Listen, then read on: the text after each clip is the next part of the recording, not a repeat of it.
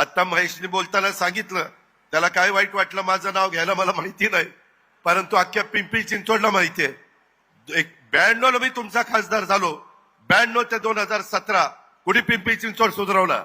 25 वर्ष झाली.